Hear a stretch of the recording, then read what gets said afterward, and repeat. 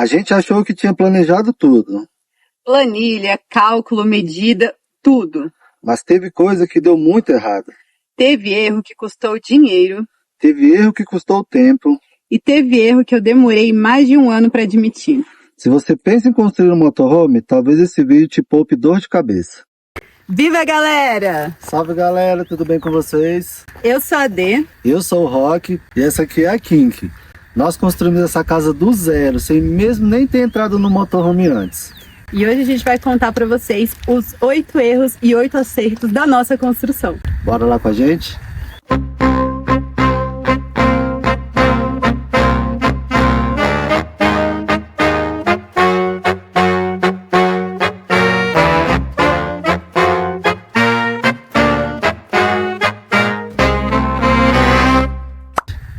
Bom, galera, então vamos começar pelo erro que deu mais vergonha.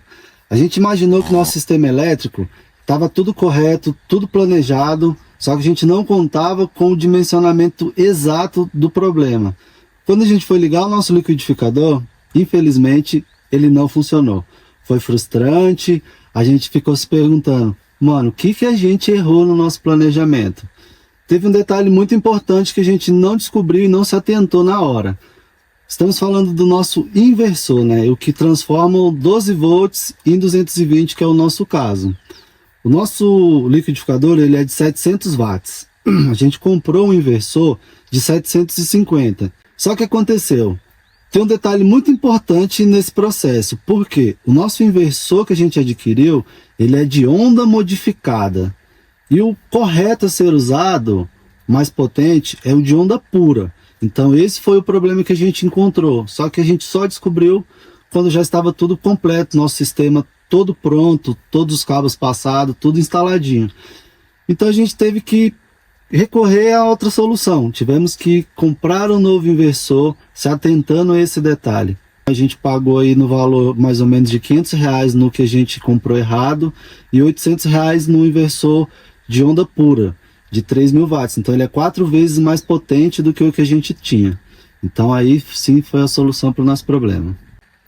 Aqui a gente realmente achou que estava sendo inteligente e escolhendo o material com melhor custo-benefício para a impermeabilização do banheiro. Eu nunca tinha visto ninguém utilizando PS para fazer isso. A gente viu esse material aqui lá na madeireira e a gente, pelo valor, né, a gente viu que seria uma boa opção para a gente usar. A gente comprou 4 placas na casa de comunicação visual que eles utilizam para fazer comunicação visual. E aí, ele é um material que ele é fino, o preço dele sai muito bom. E a gente pensou assim, mas melhor usar esse daqui Ó, que é a parte que rachou que eu falei pra vocês, ó, cortando com estilete. Aí ele trinca e vai embora, entendeu? Rachando. Mas em comparação com outros materiais, a gente achou que esse daria menos trabalho. Mas estamos vendo que não é bem assim. Tudo que a gente pesquisava era muito caro. E infelizmente a gente só descobriu na prática que esse material não era um material apropriado para esse tipo de corte. Embora não pareça, esse banheiro é feito com muitos detalhes. E quando a gente foi cortando esse material, a gente teve muitos problemas com rachaduras. Então ele rachava em vários locais. E aí a gente viu que ele é um material bem chatinho de trabalhar porque ele racha muito fácil. Então a gente começou testando ele com estilete. E mesmo com estilete, alguns pontos ele chegou a rachar. Aí o Marcelo viu que com a esmerilhadeira fez um corte até legal. Criou essas rebarbinhas, mas é fácil de tirar. Só que o problema é que em alguns tipos de detalhes, igual esse daqui que ele tá fazendo, que é só uma tirinha, fazer com esse ferrinho de solda tá mais fácil. Eu acho que foi a melhor opção até agora, dentre as que a gente já usou. Não é que seja fácil, mas é a que menos vai quebrar, porque o negócio é que ele tava quebrando, né, fazendo essas rachaduras assim. E aí a ideia, como é de impermeabilizar, né, então não pode ficar esses rachados. E a gota d'água mesmo pra gente desistir do PS foi quando a gente foi fazer a instalação dessa parede aqui. Teve uma rachadura muito grande e como é uma área molhada, poderia trazer problemas futuros de infiltração. Foi aí que a gente decidiu pesquisar um pouco mais e eu descobri um outro material, que é esse aqui que a gente está utilizando, que é o PVC. Então a gente já cortou aqui na medida das paredes, do nosso teto, e eu vou mostrar aqui para vocês um pouquinho da diferença entre os dois materiais que a gente tentou utilizar. Esse material aqui a gente conseguiu fazer a demarcação com a caneta e cortar com a tesoura ou com o estilete. Foi bem tranquilo. Já esse outro material que é o PS, cara, a primeira diferença deles, ó, se eu dobrar, ó, ele quebra, tá vendo? Então qualquer detalhezinho que você fizer, ele vai quebrar. Já o PVC, ó, ele não quebra. Ele marca, mas ele não quebra. E aí, consecutivamente, para cortar com a tesoura esse aqui, trinca todo, ele vai esfarelando. Não sei se vocês conseguem ver. Se quebrou. Então ele esfarela todo. Já o PS, o PVC, ele é mais tranquilo para cortar. Então, acho que dessa vez vai dar tudo certo. O PVC já é muito mais maleável, muito mais fácil de trabalhar, embora seja um pouco mais difícil de aplicar, porque ele é muito fino. Então tem todo um cuidado extra aí com a cola para poder esse material ficar bem certinho.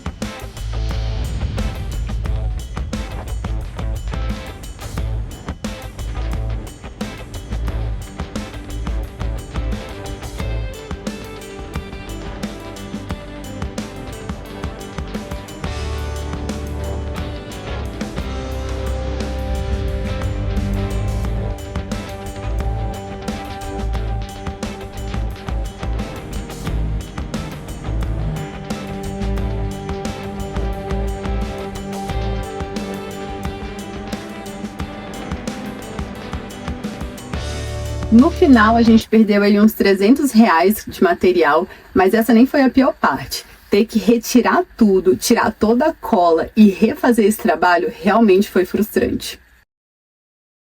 O que tá acontecendo aí, amor? Tem hora que dá ruim, né? Deu ruim. Resolvemos mudar um monte de coisa no banheiro, porque alguns lugares, cara, é muita coisa pra falar. Eu acho que tem que ser um vídeo só pra falar dos problemas que aconteceu. Mas enfim, deu ruim, estamos tirando, vamos colocar um outro que já tá, a gente já comprou aqui. E aí vamos ver o que dá esse próximo aí. A expectativa é que dê certo agora. Bora lá. Bora lá. Aqui está outro exemplo do barato que sai caro. Quando a gente foi pesquisar as grelhas de ventilação, a gente descobriu um material chamado ABS.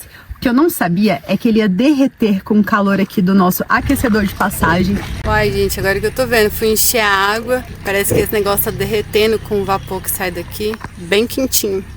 E também do nosso forno. A solução foi ter que gastar mais dinheiro e comprar as grelhas de alumínio.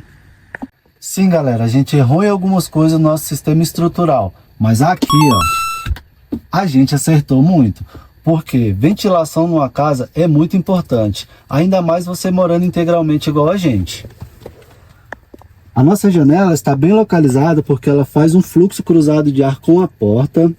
Nós temos aqui uma clarabóia que ajuda na circulação, tanto para tirar os gases quentes daqui de dentro, o ar quente, né? Ou quando a gente vai utilizar o fogão também ela consegue puxar e supre todas as necessidades. Mas o queridinho de todos é esse aqui, ó. O nosso climatizador, que é bem em cima da cama. Ele tem um reservatório de água que fica atrás da nossa caixa d'água, então ele está dentro do nosso isolamento térmico, então a água vai ficar bem mais ambiente a temperatura dela do que se ela estivesse externa. E também tem a opção da gente colocar uma água gelada ou colocar um gelo que vai refrescar ainda mais nos locais mais quentes que a gente passa. E para fechar também o nosso sistema de circulação de ar, nós temos aqui um ventiladorzinho portátil que ele muda a direção. Então a gente usa para poder jogar o fluxo de ar mais direcionado ou para a janela ou para a porta. E também usa para colocar a ventilação para aqui, nos dias mais quentes. Então a gente coloca aqui direcionado onde ela está dormindo. E ela também refresca no mesmo tempo que a gente se refresca ali no nosso climatizador. Água quente no começo parecia apenas luxo, mas no dia a dia faz toda a diferença. É uma qualidade de vida. Em dias frios você consegue lavar a louça com água quente. Temos água quente no banheiro para poder tomar aquele banho bem gostoso, né? Nada melhor que um banho quentinho. E também tem uma coisa muito interessante. O pelo fato da água vir aquecendo pelo aquecedor de passagem, ela chega muito mais rápido quente aqui. Então, em alguns preparos na cozinha, a gente consegue pegar uma água quente muito mais rápido para agilizar o processo do cozimento. E esse também foi um acerto muito bom que a gente teve. A gente nunca tinha entrado em um motorhome antes, e no projeto eu precisava garantir que qualquer geladeira que a gente estava pesquisando iria caber no espaço. O resultado foi que esse corredor aqui ficou muito ruim de circulação. E para resolver esse problema, a gente teve muito trabalho para diminuir a bancada em apenas 5 centímetros.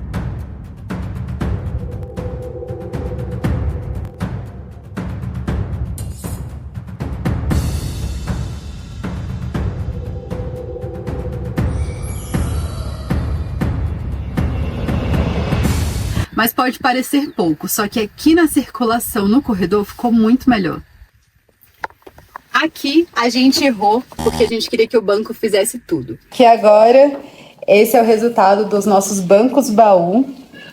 E a gente vai colocar eles na van logo mais, mas antes disso, olha só como que é. Esse aqui é a configuração dele aberto, né? Quando a gente quiser sentar 4 pessoas, ou uma pessoa do lado de lá e uma pessoa do lado de cá, né? E aí, então, cabe aqui até 4 pessoas nessa configuração. E fechando, que é o que vai ficar durante o dia, né? No dia a dia, inclusive. E nessa configuração aqui também a gente consegue abrir o nosso baú. E aí, né, lá a parte de trás vai ficar tudo fechadinho, vai ter o piso. E é esse o nosso baú. Ficou demais. Arrasamos! E no final acabou não sendo tão prático assim. Esse banco, ele também serve como um baú, e antes a gente tinha uma extensão que puxava. O problema é que ficava muito difícil o acesso e no final essa extensão acabou ficando pequena, a gente queria que coubesse 2 pessoas, mas ficava muito apertado. Às vezes a gente complica muito as coisas. Mais uma coisa que a gente acertou muito foi na escolha do layout. Ó, galera, esses aqui são projetos volumétricos que eu acabei de fazer considerando o tamanho da nossa van. E a ideia aqui é chegar em um modelo antes de começar a detalhar, né, todo o projeto bonitinho, a gente vê como que vai ficar a disposição de todas as coisas. E o que a gente mais gostou, que acho que vai dar mais espaço, é esse aqui. A gente não imaginou que ia caber tanta coisa quanto a gente leva, além de ter esse vão livre aqui, né, que dá uma amplitude muito grande para o nosso motorhome, mesmo ele não sendo tão grande assim. Pequenas soluções que foram grandes acertos na prática. Aqui a gente tem uma mesa retrátil que a gente utiliza aqui na área externa. E do lado de dentro a gente tem uma extensão da nossa bancada. Então a gente aumenta a área útil da nossa cozinha, não trava a circulação e, incrivelmente, ela não atrapalha a porta do banheiro. O deck poderia ter sido um grande erro. Foi caro, a gente não utiliza todo dia, já passamos mais de mês sem subir. Inclusive, para subir, a gente tem que escalar a porta traseira. Ó, galera, tá rolando atualizações pro deck, a gente tava quase desistindo de fazer. Mas no final, como tinha o material, né, o Rock vai fazer, por final ainda marquei errado, quase que a gente perde, ia ter que comprar mais uma barra gigante. Mas enfim, nem tem a madeira ainda, mas vamos que vamos.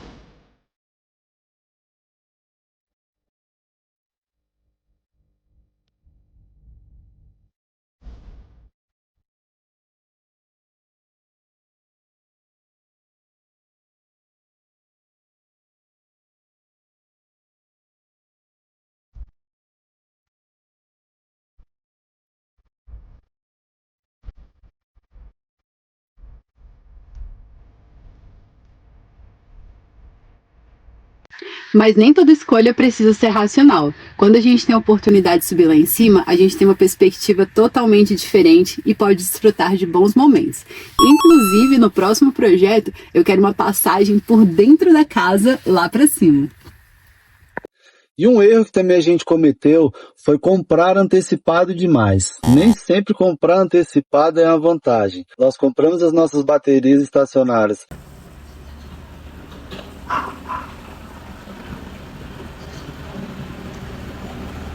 em um local que o preço estava bem acessível. Iríamos economizar um frete bem caro, porque as baterias são pesadas, mas resultou no quê? Nós não imaginávamos que iríamos demorar quase um ano para construir o motorhome e poder utilizar as baterias. Então a vida útil da bateria já estava correndo, o tempo de garantia estava correndo, e a gente acabou tendo que fazer a substituição dela antes da hora. Galera, já tá tudo aqui pra fora, nossas bikes, as baterias antigas, e aqui dentro, ó, já tá rolando a substituição das baterias novas. Outro grande acerto que tivemos foi na construção da nossa própria caixa d'água. Ganhamos 2 bombonas de 50 litros, colocamos algumas flashes e conexões e tivemos uma autonomia aí de 100 litros de água, gastando muito pouco. Então galera, esse aqui foi o resultado que a gente fez. Essa caixa aqui ela vai receber a alimentação de água por cima, vai fazer essa ligação com essa outra caixa. E aqui vai ter a nossa saída para ir para o nosso sistema hidráulico. Vai para a nossa bomba de água, para o acumulador, aquecedor de passagem e por aí vai. E é isso. Aqui a gente colocou as flanges, mas ainda não vamos finalizar. A gente vai precisar cortar aqui um pedacinho. E também vamos colocar toda a vedação depois. Por enquanto vamos só fazer essa parte da furação. E a gente vai utilizar essas maravilhas que inventaram, que é os engate rápido. Vamos parafusar. Primeiro vamos cortar, né, para dar mais um espacinho, e aí é só colocar uma maneirinha. A gente vai cortar só para dar um prazo a mais maior aqui, ó. E aí já era. Pau na máquina. Aqui eu tinha certeza que ia dar certo. A ideia era construir uma pia retrátil para não atrapalhar no espaço, já que o banheiro é bem pequeno. E a primeira tentativa foi projetada e cortada com ACM, que é o mesmo material que a gente utilizou em algumas partes aqui do banheiro.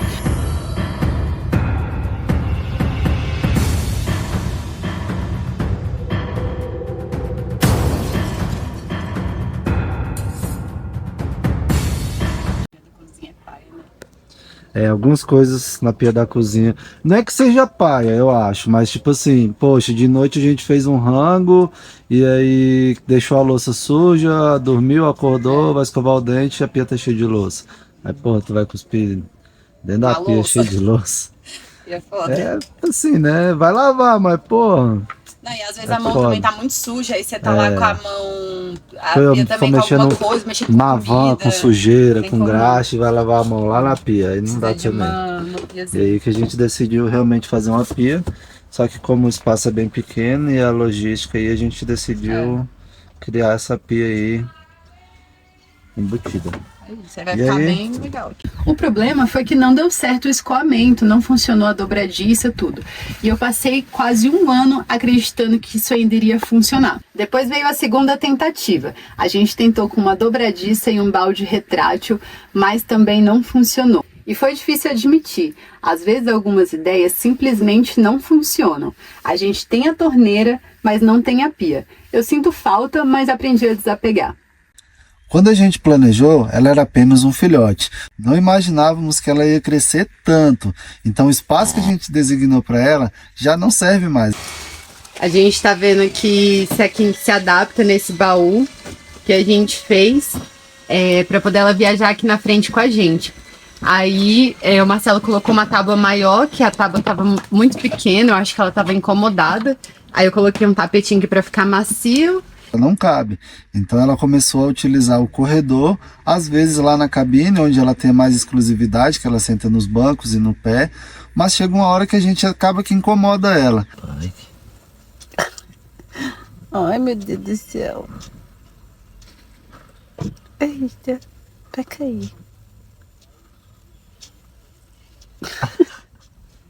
Olha lá, apoiou. Olha a situação, ela tem a cama dela, onde quer que dormir? Perto da janela. Sem vergonha. Infelizmente a gente pensou muito, mas a gente não consegue mexer mais na estrutura da casa. Só que no próximo projeto ela vai ter um quartinho especial só para ela. Outro grande acerto que tivemos é aqui, na nossa cama. Que inicialmente nós fizemos um recuo de 5 centímetros de cada lado, que dava no espaço ali bem certinho pra gente.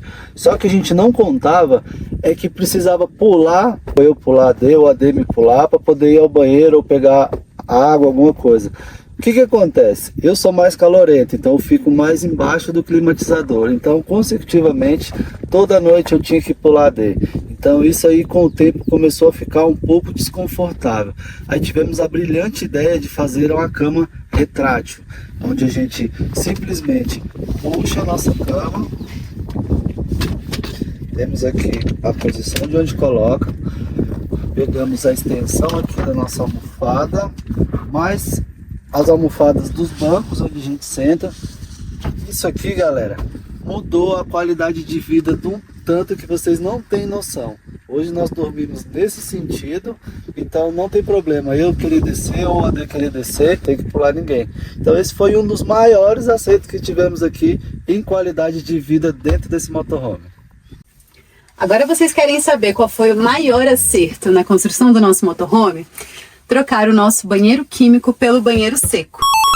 Meus amigos, a parte mais cruel de se morar na estrada é ter que lidar com os próprios dejetos.